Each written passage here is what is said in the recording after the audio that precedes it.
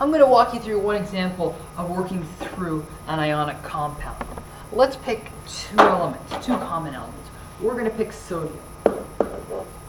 For simplicity, I'm going to draw their Lewis dot diagrams. So we've got sodium here. It's got one electron.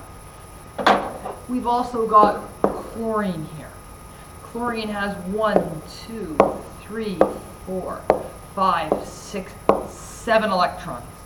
And then what's happening here is the sodium, the metal, gives away its electron. So it's going to come over to here, to the non-metal. As a result, what we're going to see happen is NaCl.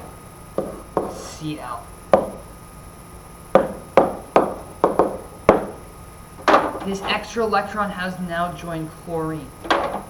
Chlorine has now filled its inner shell. It's now a stable element.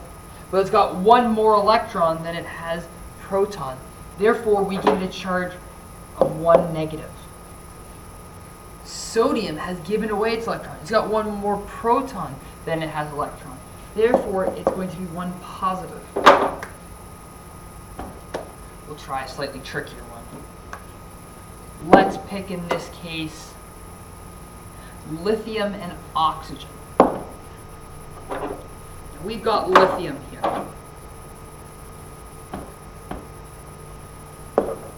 And lithium has 1 electron in its outer shell. Oxygen has 1, 2, 3, 4, 5, 6 electrons in its outer shell. So what's going to happen? The metal is going to give away to the non-metal.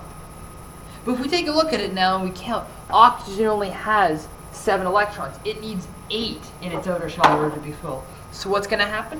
We're going to take a lithium. We're going to take a second one. And we're going to add an electron.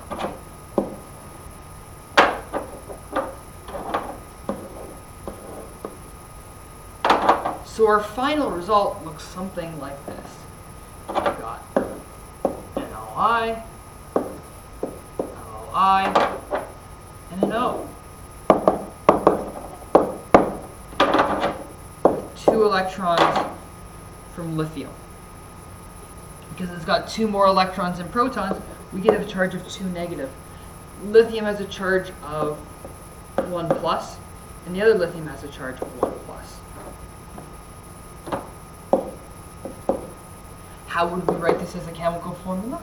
This would simply be, because there's 2 lithiums, it would be Li2O. The next thing I'd like you to do is I'd like you to log on to Explore Learning. You'll see the link for it here on Moodle. And this is going to be what our class looks like. What I want you to do is specifically go to the one that says Ionic Bonds. And I want you to press on Launch Gizmo.